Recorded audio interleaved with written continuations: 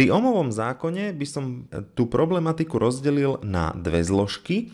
Prvá zložka je tá, o ktorej sme už viackrát hovorili, to znamená, že rezistor je vlastne taký prvok, ktorý v sebe obsahuje atómy, ktoré nevedú elektrický prúd.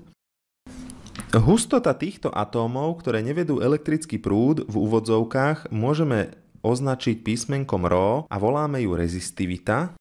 Rezistivita je merný odpor. Odpor takéhoto vodiča môžeme teda vypočítať ako R sa rovná ρ, čiže rezistivita, krát dĺžka, deleno prierez. Logicky, keď sa nad tým zamyslíte, čím dlhší mám vodič, tým dlhšiu cestu musia elektróny týmto vodičom prekonať a tým pádom tým väčší odpor im stojí v ceste. Samozrejme, čím je prierez väčší, tým viac možností majú elektróny kadiaľ prejsť, aj napriek tomu, že sú tam atómy, ktoré nevedú elektrický prúd. Práve preto je prierez nepriamo úmerný elektrickému odporu. Ρ sa udáva v ohmmetroch. Treba ale povedať, že ohmmeter je veľmi veľká jednotka. Jedná sa o vodič tvaru kocky o hrane 1 meter.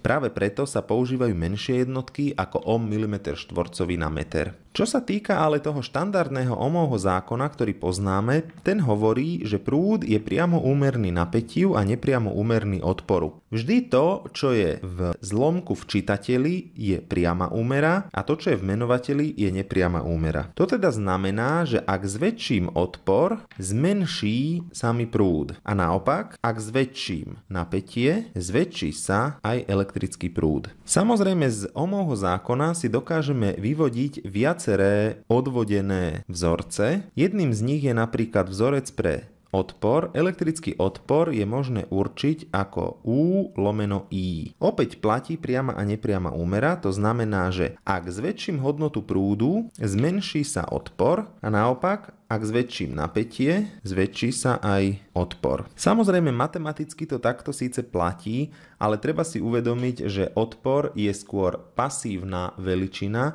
na rozdiel od napätia a prúdu, ktoré považujeme za aktívne veličiny. Z toho teda vyplýva, že ak si zoberiem napríklad meter nejakého vodiča, tento vodič bude mať konštantný odpor v závislosti maximálne tak na teplote okolia, ale jeho odpor sa nebude meniť na základe toho, aké veľké napätie alebo aký veľký prúd ním tečie. No a na záver, elektrické napätie sa dá vypočítať ako súčin prúdu a odporu. Napätie, respektíve skôr úbytok napätia, závisí priamo úmerne na prúde aj na odpore. To znamená, že ak zväčším odpor, zväčší sa úbytok napätia na rezistore, ak zväčším prúd, takisto sa zväčší úbytok napätia na odpore.